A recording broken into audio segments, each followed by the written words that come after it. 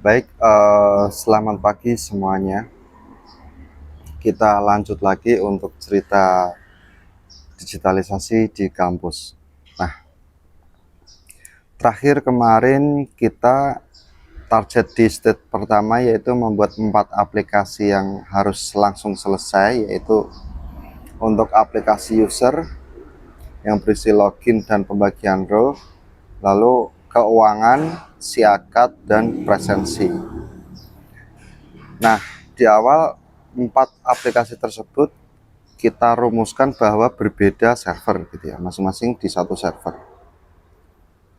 Seperti kita ketahui sebelumnya, yaitu tujuannya adalah biar terisolir ya performa dan security-nya. Lalu setelah itu kemarin kita sudah ngomongin tentang aplikasi untuk usernya ya, untuk login dan pembagian roles dan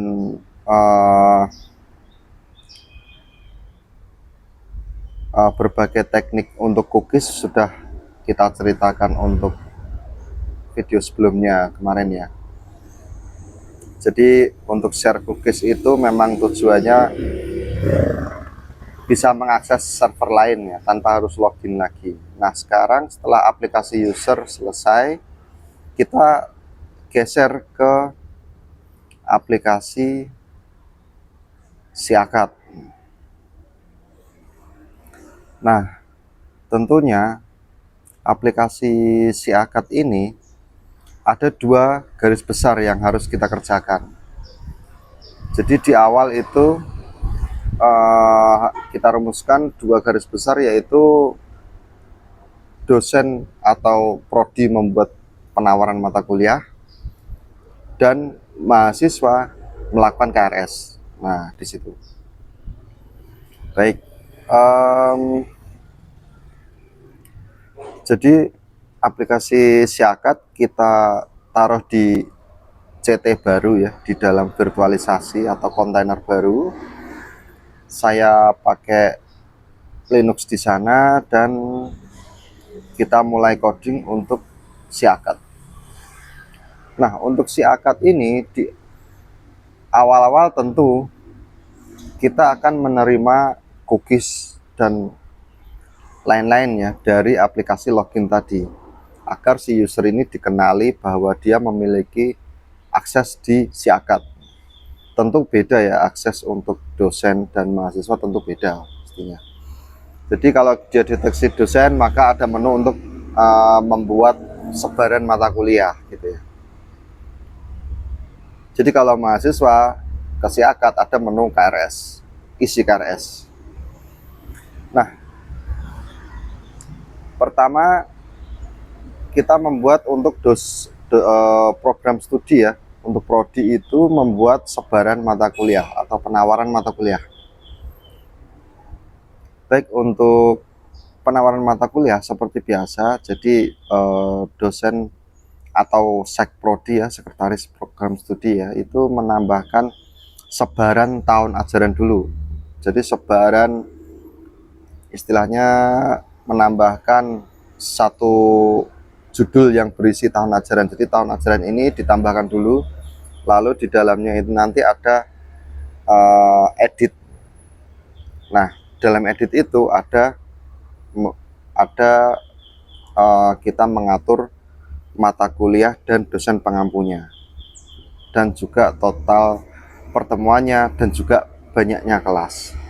Nah, kenapa saya buat langsung ready, langsung bisa mengatur itu ya, karena saya mempersiapkan di aplikasi user kemarin itu data dosen, mahasiswa, dan tendik semuanya sudah ada di situ.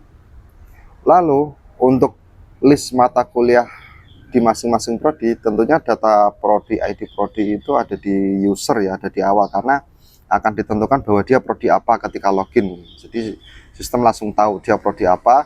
Ke belakang-belakangnya itu akan berbagai menu yang bisa diakses oleh prodi tersebut. Nah, lalu karena mata kuliah itu gunanya di siakat dan prodi ada di aplikasi user, Jadi saya hanya membutuhkan ada prodi dari user, statusnya sudah diketahui, lalu mata kuliahnya saya taruh di Siakat, list mata kuliah semua prodi di kampus, semua mata kuliahnya sesuai dengan ID prodi yang dari aplikasi user tadi.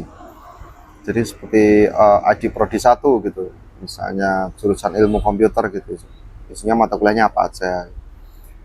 Jadi memang saya tidak bisa melepaskan semuanya, bisa memanage semuanya dilakukan oleh Sekprodi.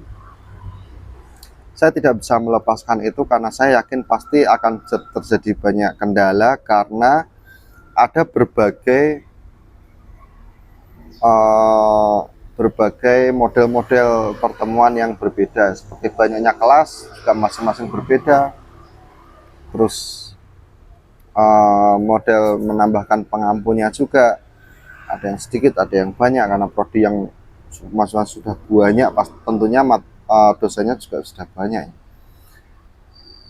Jadi memang saya tidak bisa lepas dan saya harus memandu waktu itu.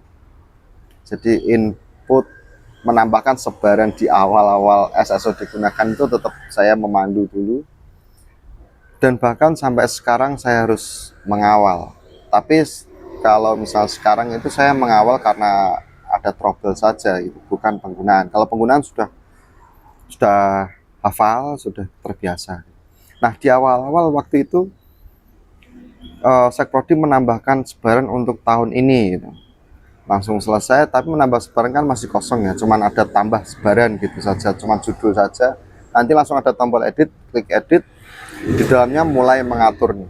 List mata kuliahnya sudah terbagi-bagi di semester, kalau misalnya waktu itu ganjil gitu ya, semester 1, 3, 5, 7 gitu sudah ada list mata kuliahnya. Kalau memang mata kuliahnya ada yang tidak pas, mungkin ternyata ada mata kuliah baru yang baru dirumuskan dan harus masuk, tetap saya yang merubah itu. Jadi target saya yaitu adalah ketika dosen itu mengatur sebaran itu sudah siap dulu datanya di situ. Makanya saya harus mengawal di situ. Pokoknya kalau ada mata kuliah yang berubah dan lain-lain gitu, tetap saya yang menghandle. Oh ternyata semester 3 ada pembaruan, atau semester 5 ada pembaruan. Ketika dosen setelah selesai saya merubah, kalau ada perubahan gitu, langsung saya hubungi lagi, kabarkan lagi ke Sekprodinya, lalu sebenarnya lanjut membuka lagi dan sudah benar, tinggal mereka mengatur nama pengampunya. Mata kuliah ini kan sudah ada gitu ya, mata kuliah sudah ada, tinggal menambahkan nama pengampu, lalu ada berapa kelasnya. Jadi kelas itu otomatis ya, maksudnya kita mengatur jumlahnya saja. Jadi kalau diatur 3 gitu berarti A, B, C. Nah ini hubungannya nanti ketika mahasiswa mengisi KRS, dia akan otomatis juga masuk di kelas A atau B atau C. Dia akan, sistem akan selalu menyeimbangkan jumlahnya terus secara otomatis. Nah, jadi di sini sudah tidak lagi pakai kelas A siapa pengampunya, kelas B siapa gitu, enggak. Memang kelas A, B, C pengampunya itu yaitu gitu. Hanya dibagi jumlah pertemuannya saja. Dosen pertama mungkin 4 pertemuan atau 5 pertemuan, dosen kedua 3 pertemuan atau 5 pertemuan, kayak itu. Total 16. Nah, jadi mengatur Sekprodi itu mengatur dosen pengampunya siapa, lalu jumlah pertemuan si dosen itu berapa, terus mata kuliah itu total kelasnya itu ada berapa gitu. Mengatur semua, terus di side panelnya itu di sebelah kanan itu otomatis menghitung beban dosennya. Jadi secara live itu ketika menambahkan itu ada list dosen yang sudah diurutkan dengan beban kerja mengajarnya. Jadi paling atas itu paling besar bebannya. Jadi Sekprodi ketika mengatur itu bisa sambil melihat itu gitu, di sidebar yang kanan gitu. Nah,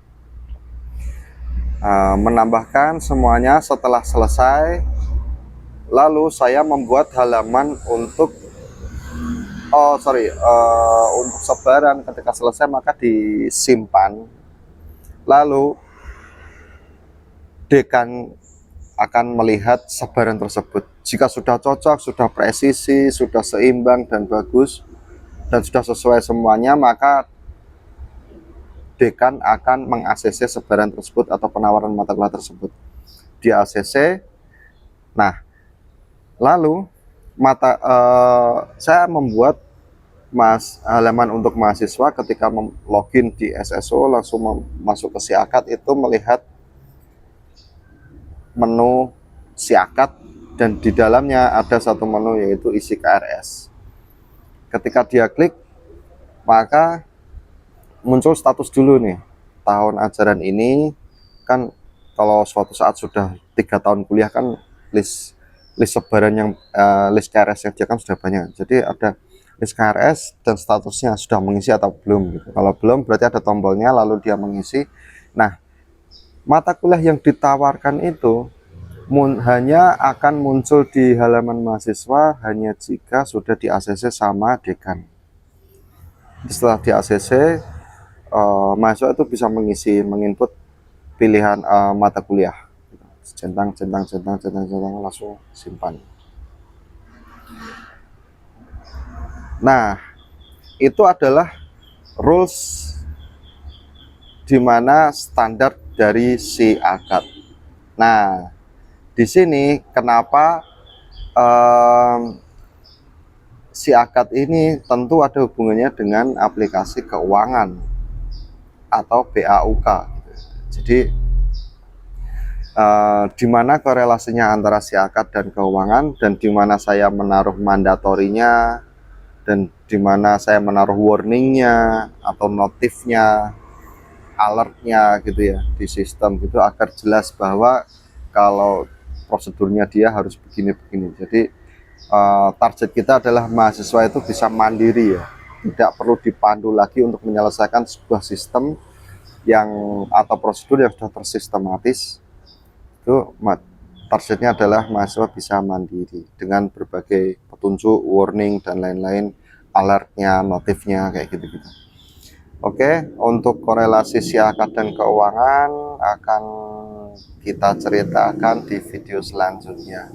Sampai ketemu di video selanjutnya, kita sharing lagi, kita cerita lagi. Terima kasih, selamat pagi.